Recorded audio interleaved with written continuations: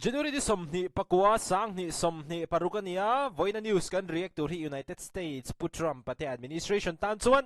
it is not a very good news mon tanchuan in chanchin lo mo ni vak lawa ni chanjung e kan ti chuanin United Kingdom te hianin Prime Minister in China han tlo dei mai ni sumdon na chung sang vela in rem na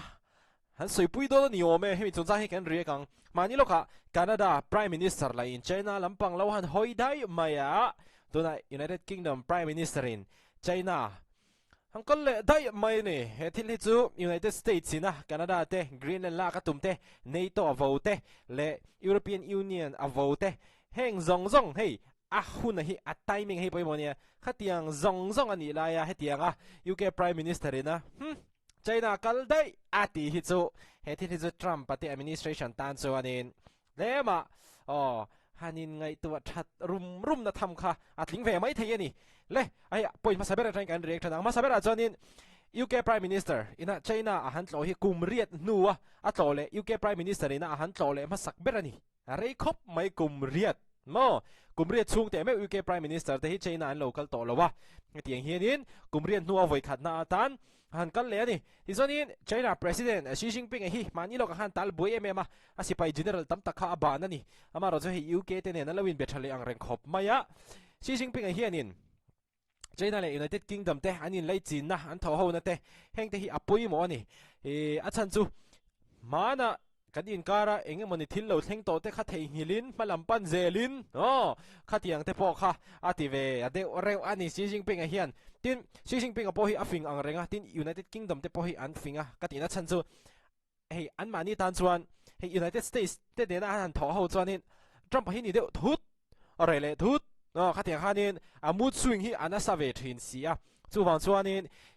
China te United Kingdom te hianin henge sum don na a te artificial intelligence ate tin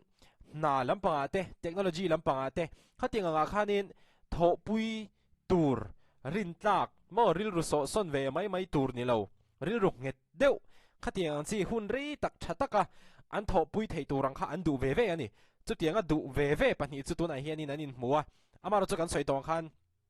Trump patelam chon he thil hi aruk takin United Kingdom lampang te po hi an zil mai thei ani zil hanti khanin United States intelligence te chuanin China ne na in tho ho chuan chutiang khatiang chu nia chutiang te po chu athleng pal theia tin ke ni hriat kherlo le news an ron pon kherlo hianin information an lawin thril na sa thei ani achan chu United States hianin China hi LM mai ani China hi Khawvel puma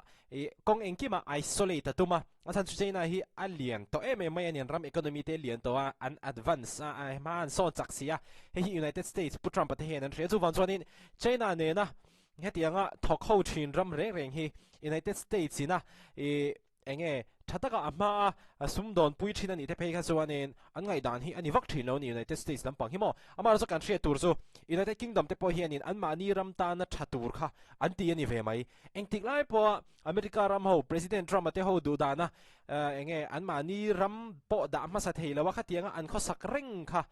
thil dik ani bik lawani chu wa chuanin United Kingdom te po hianin an mani ram ta na tha kha uluk takin an ngai towa mahun thui takin an thira chuwan chuan hetiang hianin thutluk na te po an siam ve fo reng ani ti chuanin hetiang ha an han tho ho na tur hi Xi Jinping a chuanin Khawvel ta na poimo ma economic growth ta na thadona tin heng ba ka hianin United Kingdom Prime Minister Pustarmar chuanin China is an opportunity not a choice but a necessity pop mai ne asan chu United Kingdom President Starmer hianin hey US kha mention chuang lawa soilang chuang lawa maro chu khatianga soilang chuang mi si lo han tu na China te ne na hetianga tho ho hi a tu la ni ti top mai ni mo a tu la ni ti top mai he ta hianin Starmer hianin ama ba ka hianin British mi somruk don China hianin a hruai tel ve ani an tamang reng khop mai ama le mi poimo tlem te ang kha ni mi lo ama baka hianin mi somruk vel heta hianin China hianin an han kal chowa omje chu meeting po kha ate tham don lo alien tham don ti na ani ti chuanin global context kan en leang both leaders noted their country's roles as UN Security Council members he ram pani te hianin United Nations Security Council member an ni na anga tho ho le United Nations lama po omzeni taka han contribute dun zel te po kha atha an ti thu kha an soya chuanin United Kingdom president hi a prime minister hianin pustar mara hianin hetianga an thok ho tur hi nakina climate change ina harsat na nasatak aron thlen theina tur chu tiang laka lowin ven theina tur te soin economic security tan kha tiang zo ta hanin apoi mo donin asoya chuanin Xi Jinping apo hi mo khat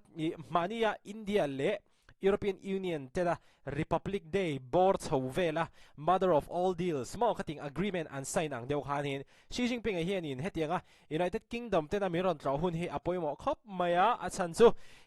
Chinese lunar New Year year of the horse kami hun livel kha ani chhowe box ya chu ban chuanin Xi Jinping apo hianin a chin chia thlak hle ati ani United States lampang hi chuan soitong khanin hetili chuan ngai dan ani don lawa United States kaltang lawa direct China te ne na han sum don te han tho ho te ka United States on in angai thei don lawa ni a chan chu khatianga ni kha chuanin United States in UK te hi economic pressure te diplomatic pressure te khatiang khanin a penga anor ve thei thawani China ne na thok ho lo tur hian amaro chu soitong khanin Prime Minister UK Prime Minister Pustarmer te po hi an huai sen ang rengkhop maya chan chu America du dan ang veka thil ti khan tumbik lawa an mani ramta na thatur putram pana America ramta na thatur anga ashet akal pui pop ang deuh khanin Pustarmer te UK Prime Minister te po hianin enganga China Chinese te po ni se an ramta na a thadon ani kha chuanin United States le putram pate ngai dan kha chu an kher vak du big lawani melani tin putram pate hian ma po khanin Canada po kha an lo soi sel sa thawani a chan chu China nen khanin economic lampanga khatia khanin thaw ho na tur kha an lo an sai nual tawani chu wa chuanin heta UK Prime Minister Starmer che dan po hi United States hi chuan ron soi sel ka ringa tuna hi chuanin thule hlan la nei lawa amaro chu karin lockdown ani khami kha ka han report ani soitong khanin hei mi then khatinan report dan a chuanin United States Trump administration na midang avo na salutok te le muman lo ta kathila ti thina wang te hianin United States na ama thawpui thin tam tak te hian United States thawpui ain heng Russia te China te India te thawpui hi tuna hianin an thlang to zoka Trump hianin ama alo thawpui thin khang kha a dar me kan itin an social ve bok ani engpo ni se America ram tan chuanin Trump hi chu a that hot ani tikha he video toi si kim si kan han riak le thei te chu ani video le kai mule theu doni